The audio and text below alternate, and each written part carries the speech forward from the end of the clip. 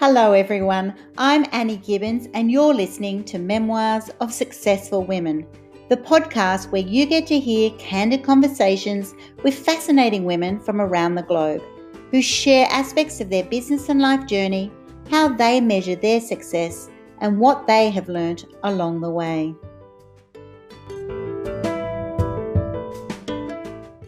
So I'm delighted to introduce you today to Laura Rubin, who calls herself the midlife navigator. She's a midlife strategist, and I'm really excited to hear about Laura's journey to why has it been midlife that she's focused on working with women to navigate, and what are the biggest challenges. So I'm really looking forward to hearing from you today on our podcast, Laura.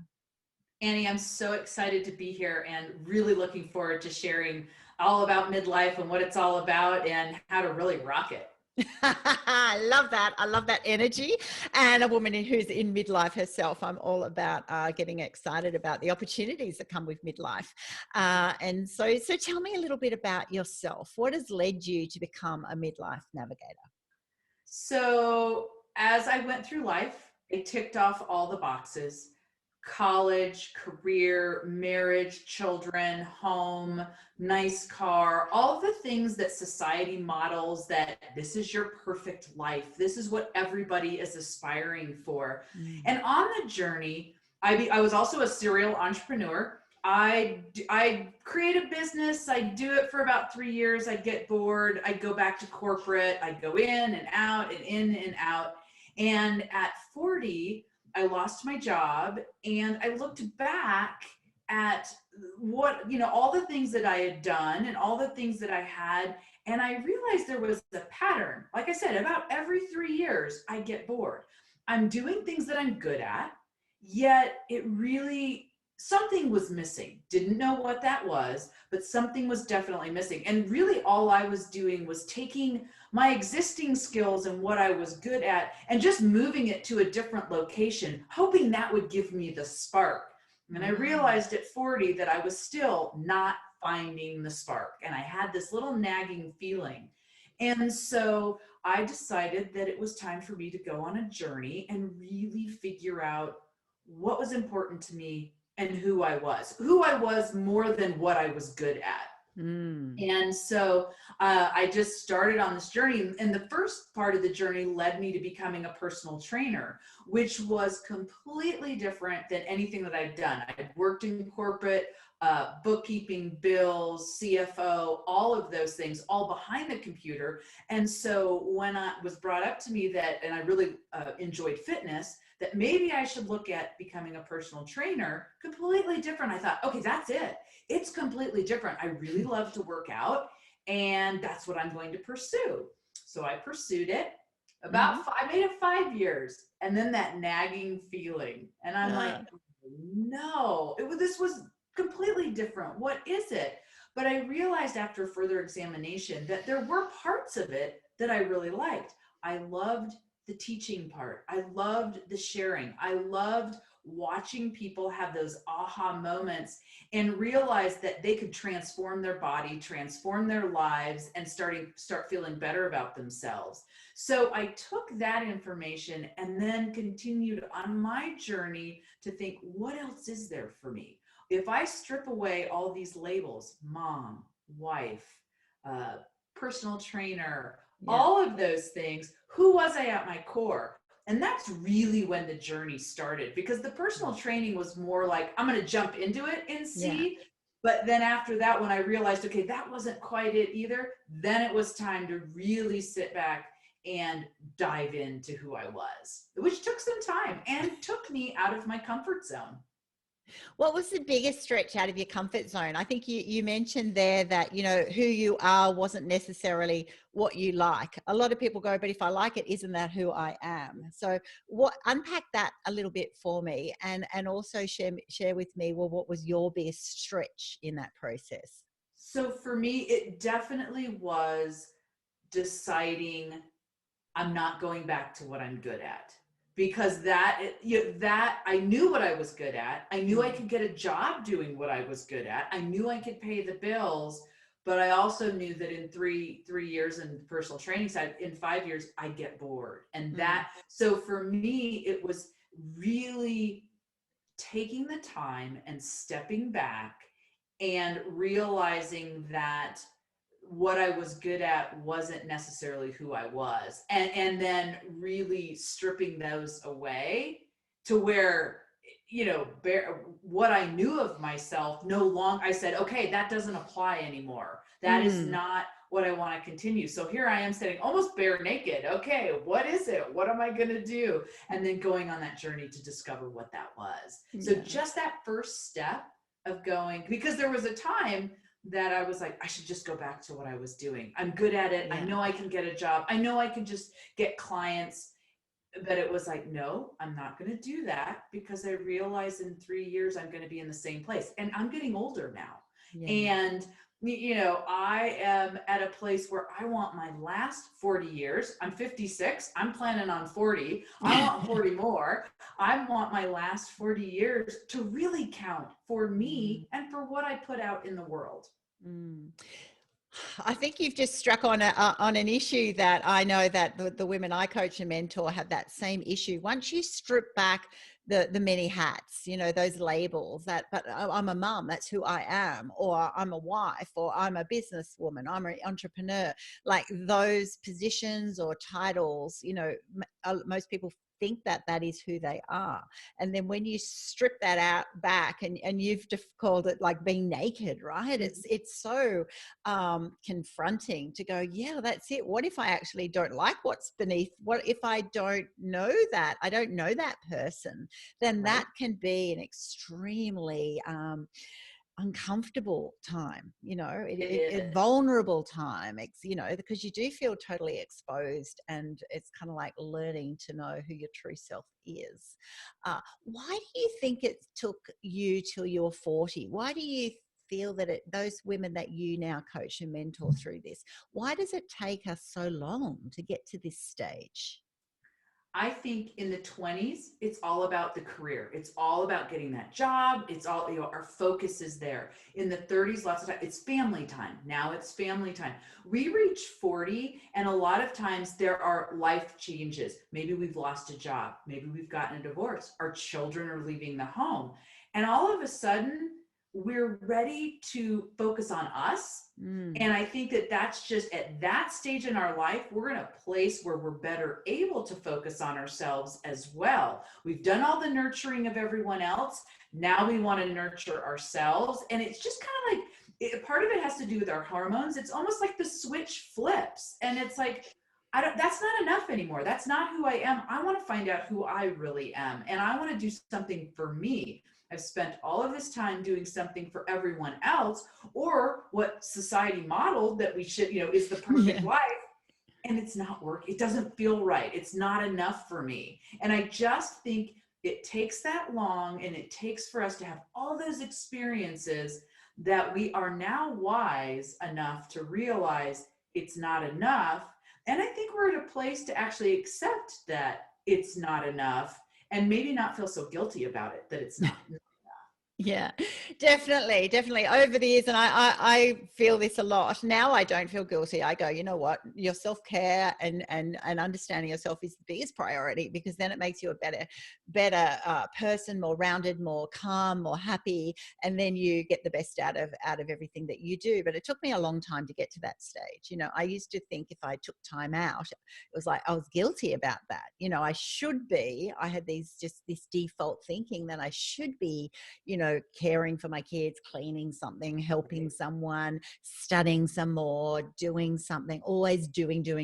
And this default of being busy or not focusing on yourself is a really hard thing to get rid of, because of this sort of really weird, I call it, mummy guilt or whatever it is. And then when you suddenly crack it, that's it. And we all have those moments of those aha moments, and you go, you know what? It's like, I think it's actually okay to be investing in myself and finding out what really makes me tick. So I'd love to ask you a little bit more about What did you find in your growth that then gave you that, that the lack of boredom, the interest, the constant energy, the inquisitive nature? Because you've moved from now going, okay, I do things that I was good at and it paid the bills, but now I was searching for something that actually was sustainable, that excited me and kept me rejuvenated, if you like. I was ready to be excited. I was ready to get up every morning and go hit the ground running, and not hit the ground running because my to-do list was 20 items long. Hit the ground running because I was excited about what I was doing. And it's like that first step out of the comfort zone, and then you start feeling just a little bit better. It's like, oh, I like this path. And then you take that next step. Oh, I'm going even farther down the path, and I like this and I like that. You start learning what you want to say yes to, what you want to say no to.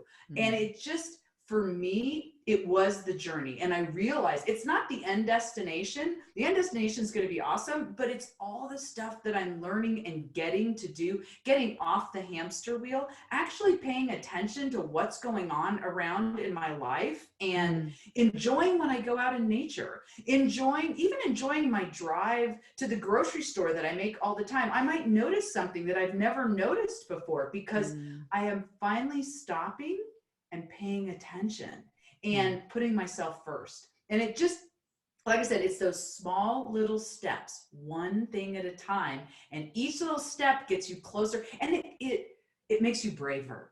Each time you do it, you get this bravery about you, and then you get this curiosity about you. Once you're super brave, you get this curiosity about, oh, what's next? What else is out there? It just kind of builds on each other. Yeah.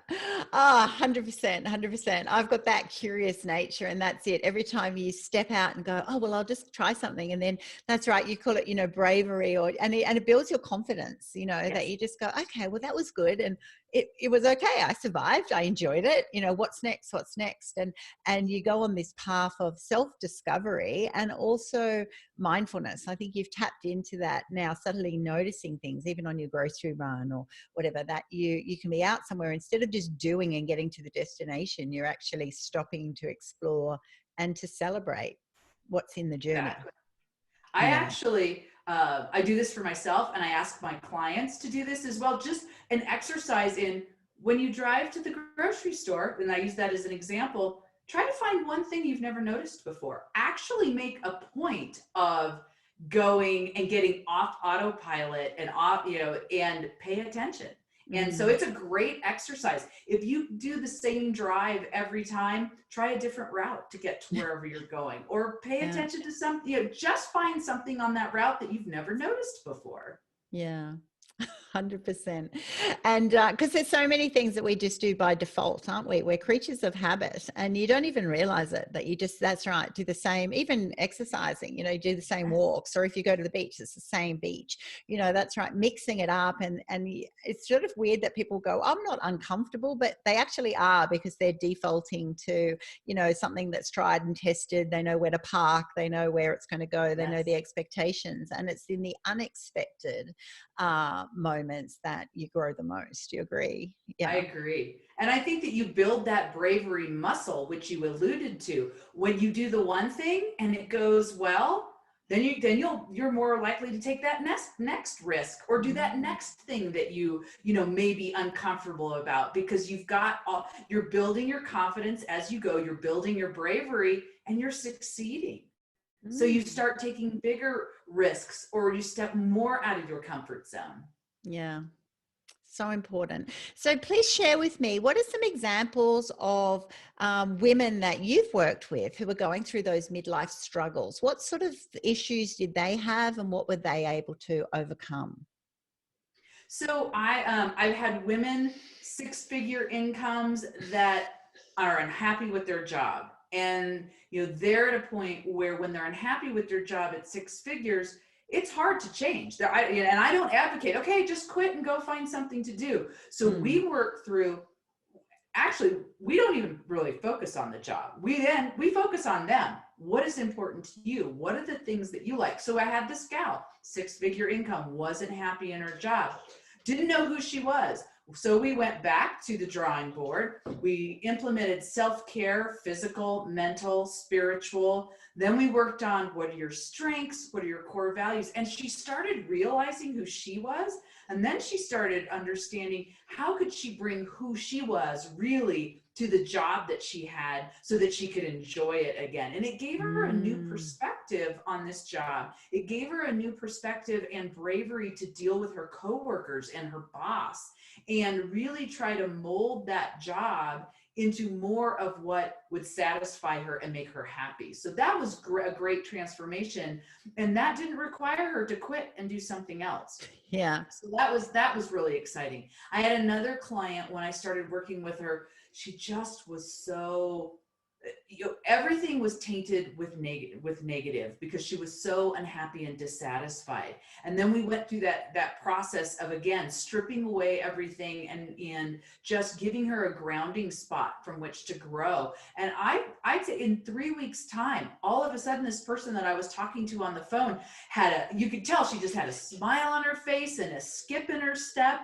And really it was just a matter of starting to realize that who she was important, Yes. believing in herself, starting to take back her life and realizing that she had control and that she could take back her life and do things the way that she wanted to. Just changed her whole outlook. And when she changed her whole outlook, good things, her positive things started coming her way. She started getting along better with her husband. She started asking her husband for things that she needed and things that had been really bothering her around the house. They had great conversations. And so those started to change. She was having wonderful interactions at work, which she wasn't having before. So it was amazing just to watch in just a few short weeks, changing that mindset and starting putting yourself first. All this positive energy started. She cleared out the negative energy and all the positive energy started flowing because it had a place to go. Yeah, exactly. And that's right. That energy fuels more energy. A lot of people say to me, that's right. Well, how come you've got so much energy all the time? I go, because I'm not anchored down by all that negativity. That negativity is so draining. It's just exhausting. You know, it's emotionally tiring. You're always focusing backwards. And therefore, I think then the default is to then, you mentioned it before, getting on that hamster wheel and just doing, you know. And that's right. When you actually get off that, and you also mentioned then getting that sense of control, you know, actually going, I'm a CEO of my life, you know, I'm in control here. This is me. This is who I am. And that's right. You don't have to go to a different place to find that. You actually just need to stop and pause and then become more, you know, self-reflective and go on, do some work to find your values and your strengths and find how you tick to be able to then incorporate that into, sometimes exactly like you shared with that first lady, to actually do what you do better, you know, to enjoy it more. And then sometimes it's a bit of a revelation, like I suppose you had, that's like, I'm not actually in the right space, you know, bookkeeping or whatever it is isn't, I'm good at it, but it's not my love. I'm actually happier and thriving more when I'm in a different location, a different environment, being able to be able to continue to grow and thrive. Yeah. And that's it. Every person is different. Yeah. Every person's journey, every person who they end up finding themselves to be, takes that information and uses it to the best of their ability. So you find out all those things and then you create this life vision. What do you want to be in a year? Who do you want to be in 5? When you're 80 and you look back, what have you hoped you've done in the last, you know, from 50 to 80? So you've got this vision out there of who you're aspiring to be. And now your whole life can revolve around what it will take to get to that 1 year, 5 year, when I'm 80, looking back. You know, the decisions that you make, what you say yes to, what you say no to. Now you've kind of got, like I said, you've got the big vision. You can create the roadmap to get to that big vision. Yeah, exactly. And you have to believe in that vision. You have to believe that it's possible. I think, you know, a lot of people kind of go, oh, yeah, I've got this vision board. And then they go, but it probably won't happen. You go, you got to believe it, right? If you put it out there to the universe, you know, it's sort of like this accountability framework and also just strong belief that go, yeah, like all things are possible. It might not be possible immediately, but I'm setting myself up that I'm on a journey to be getting closer and closer to those goals that are important to me, which is exactly what you've demonstrated. What do you think are the biggest challenges to people being able to take these big, brave steps? I think thinking they have to do it by themselves, Mm. feeling overwhelmed because they don't know which way to go first. So they don't even know where to start. So they don't start because it just seems so overwhelming to just take that. And a lot of times I think people think from getting A to D, but they don't know what B, C, and what B and C are. So they just feel like they have to make these huge steps when actually you take A1, A2, A3, Yeah. you're taking these Yeah. baby steps, but they don't see it. And so they get overwhelmed, and again, they don't have anybody alongside them, whether that be a friend, a family member, a coach, a mentor, anyone. Doing it on your own is difficult. And that was one of the reasons that I got into this, is because I wanted to be able to mentor women and stand beside them and help them go on the journey, because that is what brings me joy. So Yes. those things, I think you don't know where to start. Sometimes you have so many ideas, you don't know where to start. Sometimes Yeah. you have no ideas and you don't know where to start. So it all ends with, we really don't know where to start. Or we think we're too old. We think it's too late. I hear that a lot. I have women actually feel guilty because I had one woman specifically say to me, I'm 52 and I don't know what I want to be when I grow up, and I feel guilty. And I think, how sad. You are exactly where you need to be, because this is Yeah. the perfect time for you to figure out what you want to be when you grow up.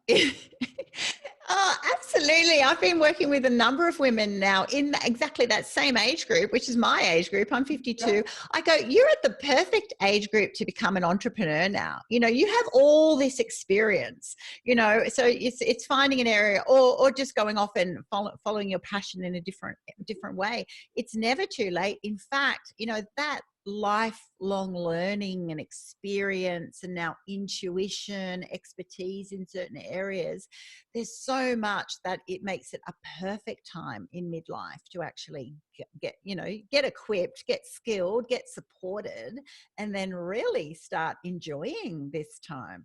I would agree. I think I am in a much better place now than when I was in my 20s to really take the time and figure it out and do it not right. I'm going to put right in quotes because there is no right or wrong way, but I'm ready. I'm in the best place to really make the last 40 years the best. For those women that you work with, what do they describe success as? This podcast is Memoirs of Successful Women. So what does success look like to them, do you think?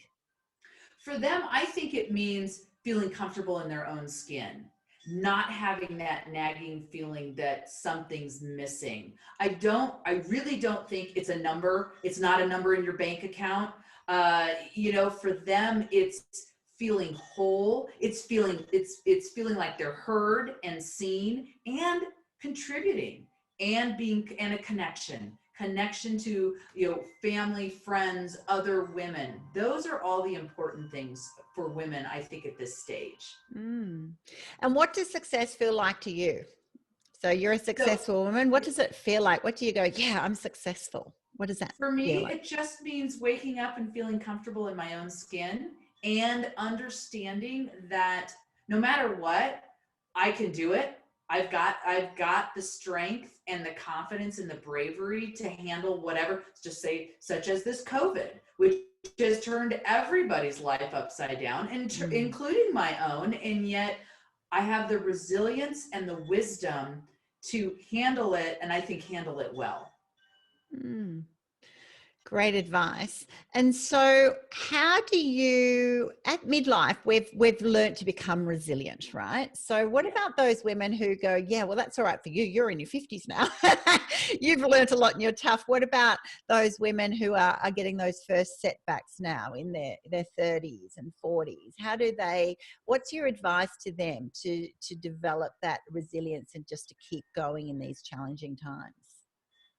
I think just like for my clients in midlife, you have to start with the self-care piece and the self-awareness piece. I think that you have to take time for yourself, both physically, movement, nutrition, out in nature, mentally, learning to set boundaries, learning to get rid of the toxic relationships or the toxic workplace.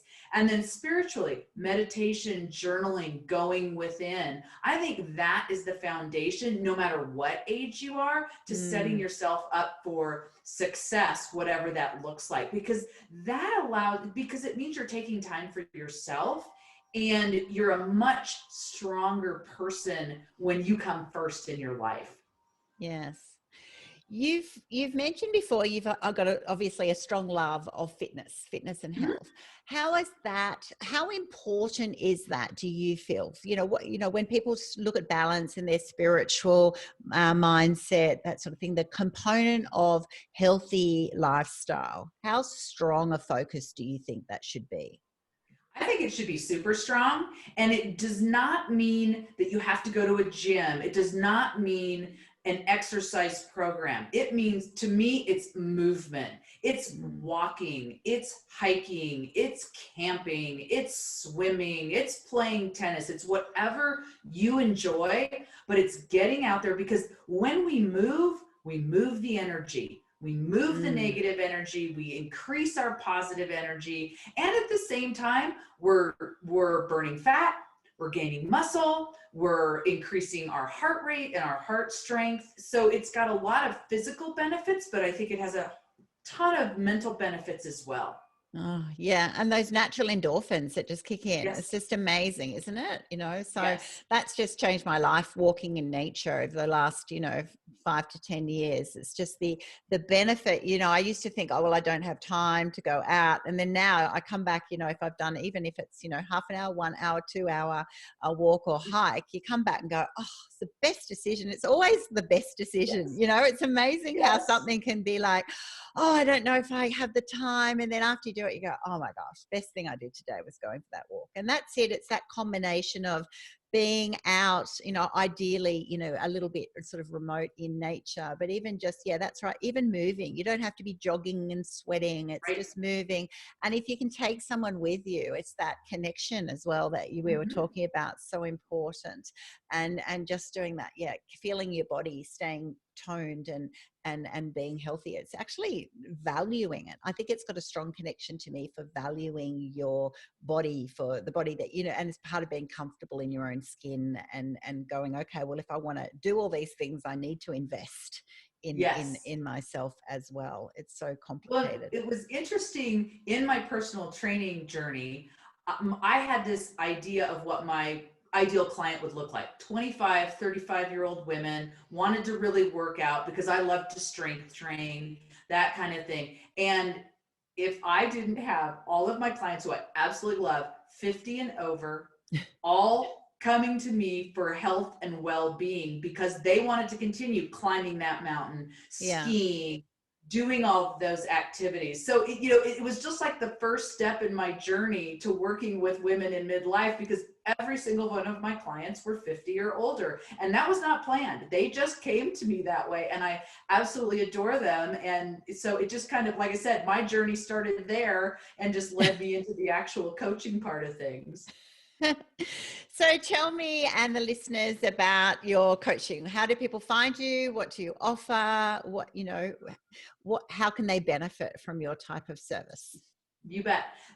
You can find me on the web at lauramarierubin.com. I offer one-on-one coaching, which is a 12-week program. I take women what I could call on a midlife adventure. Nice. And we start with some of the things we talked about: self-care and then self-awareness. We work on a vision. We work on, actually, after we have that vision, it doesn't do us much good if we're not taking action. So then we create the roadmap, and then we start taking action. And it's a 12-week program. And I find, for the most part, my women have made huge transformation just in that 12-week, just in the beginning part. And then I will, if they would like me to, I stand next to them for another, however long they'd like me to do on that journey. But most of my work is all done one-on-one. And like I said, you can find me at lauramarierubin.com. I also have a Facebook group called Midlife Revolution, and it's a group of women all in midlife, and we share stories, I share interesting articles, and I do some teaching on there as well. Fantastic. I think that's great. And women from all over the world can therefore meet up with you. So Yes. fully online.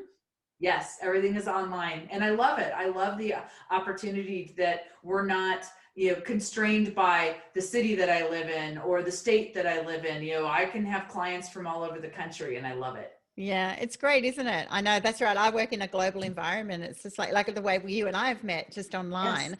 And it's so great that there are no limits. And particularly that's been a positive thing of COVID, that suddenly we thought we had to be limited in our areas. And now it's like, yep, just do whatever, whether it's coaching or running your business. Realize that you're in a global environment and there's definitely people out there for you. So terrific. Well, it's been fantastic chatting with you today. I've certainly had a good reminder that it's really important to just sit back and relax in this midlife stage, and to just constantly refocus and then work towards our goals. Really important. And I think you've given some really great examples which will encourage other women. If you're feeling stuck, ladies, I think that's what is going from feeling stuck for all the reasons that you get stuck, that's right. You've got too many ideas, no ideas, don't know what your next role is. Maybe you should strip those roles back, find more about yourself, start investing time and energy and resource into your own self and your own health and your own, balance. All of these things are 100% possible. And actually midlife is a great time to be doing that, because often you've had one of those moments. You've had one of those aha moments of, oh my gosh, I've just lost my job, or suddenly my kids have moved out of home. Someone's, got married. I'm at that next stage, or I've just become a grandma, or all sorts of stuff. It suddenly makes you realize, oh, I'm at this next juncture, and what does that mean? What does it mean? Not just for the next thing you're going to do, but that actually is who you're going to be at this next stage. And so I think Exactly. we're so aligned in this space. So terrific. All righty. Well, thank you so much for coming on my program today. Oh, it was so much fun. Thank you. I love talking everything midlife.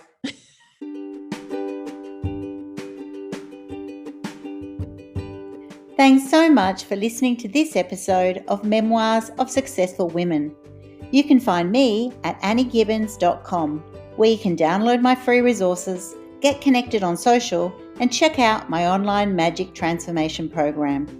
If you love this show, feel free to subscribe to future episodes, and of course, share it with your friends.